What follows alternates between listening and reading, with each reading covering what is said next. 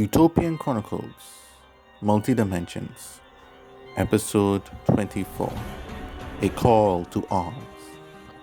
Back at the Golden Arch Stair Castle, Cajun Bean was in the throne room, facing Magontezin, who sat down on it.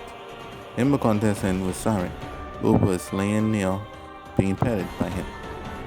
On his left and right were his two guards, Erot and Alpenglo. The others were standing in attention on the floor on each side of the throne room. Cajun Bean stood at the middle talking to his other half as he had gained full control of the new dimensional planes. Cajun Bean, the time has come.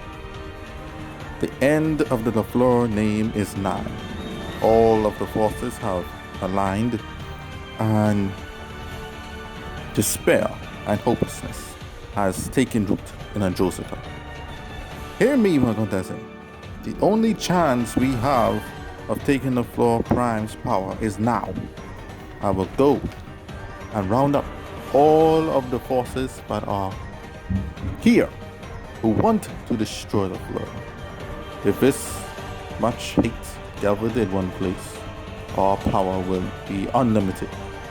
Referring to himself and Magontezin, Cajun Bean then turned around and walked down the aisle and said, "To the valley of immortals, my reign shall begin." Then he disappeared to recruit the forces and leaders that opposed the floor to come to the valley of immortals. Back in the plains, the Weaseler gang had sailed down the river after being chased by zombies. They then landed in the Perry, where they met the Royal Bankrum forces camping out. Both forces were tired from constant running and fighting. Instead of fighting, they met and talked and realized that they were two different forces from two different utopias. They had one thing in common, however: the hatred of Andrew and his LaFleur family. After some time, the two forces made friends with each other and agreed to be allies. Weaseler, Kingsley, I think we should go and retake your castle with our combined might. What do you say? Kingsley, yes, Weaseler, you are right. For being someone who knows, for someone who you know is an in-law too. Weaseler, don't you dare say it. I disowned my sister a long time ago. Okay, got that? Kingsley, okay, fine. Just then a powerful being in the sky appeared before them, and they looked up together as it spoke. Meanwhile, at Patel Castle, Taran Rolestein and Isdom were overseeing training of their now fully human forces. He was preparing them to face Andrew and his Androscan army in a battle of wits. Then a bright light appeared above the castle. Then Taran and Isdom looked upon and saw a being appear. Taran then stepped forward as though he was expecting it. Taran, well, we finally meet at last. Hello, KGMB. Elsewhere, the J. Sasa Plastic Army roamed the land. They were without a home after being defeated by the Zephyr Sapina Army. As they marched toward the unknown, suddenly a bright light burst out of the sky above them. All spoke, what's that? Yes, John. It's a being.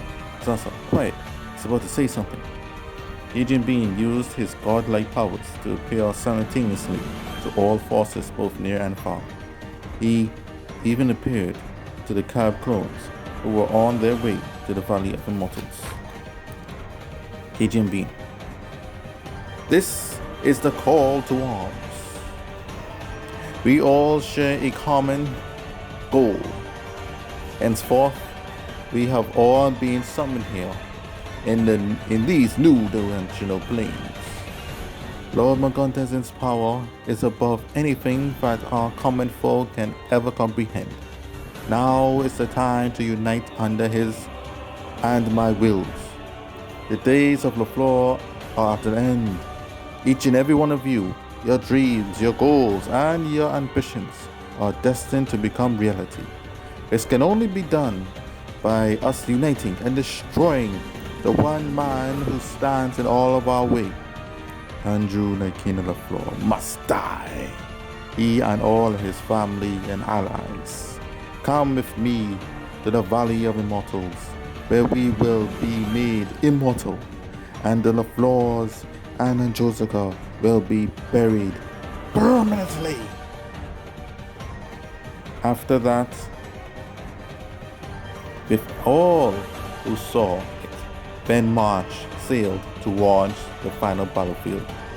They were hopeful that their common dream of finally putting the floor down would finally come true.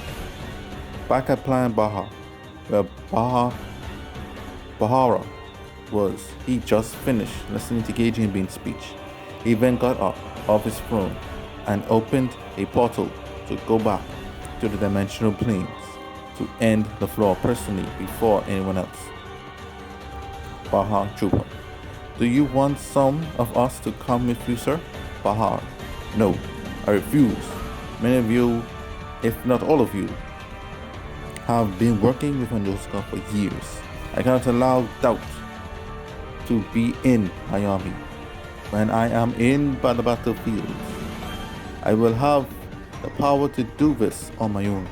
Besides, when I return, we are going to kill the floor abomination, Angelo. He then walks into the portal and vanishes. As the final battle loomed, Chevalier, Devi, and Fupa were in the separate room within the castle alone. They were discussing the final battle to come, and the prophecy that was spoken over Chevalier. Devi, my lord, the final battle is close at hand. Will you find what you're trying to seek at the end of it? Chevalier. Devi continues. The prophet said that in order for you to fulfill your ultimate goal, you must be willing to sacrifice 3 things. Fupa, chiming in. Yeah, and these 3 things are something that you are most loyal to. 2, someone you truly love. And 3, yourself. I just don't understand it. What can be the reason for that being the only way? You can't be beaten in the fight, so that's the 3rd part out. Who do you really love here? I mean, we all here are allies and all, but I don't see 2 happening. And don't even get me started on 1. Devi then replied, enough fool. Food part. Catching on as Chevalier looked even more depressed. Oh, I see. How can I be so blind all these years? I never saw it so glum. I never saw my lord so glum before. Devi. Fool! Fupa, getting the hint. Okay, I'm gone. He then leaves the room, and they were now alone. Devi takes off her claw. Chevalier, say something to me. I know that you don't want me to go, and even if you do get what you want, you can't bring me back to life, or it will be undone. Chevalier holds Devi in his arms.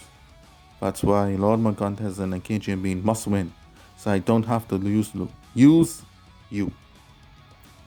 Devi, you and Food Pop are like family to me.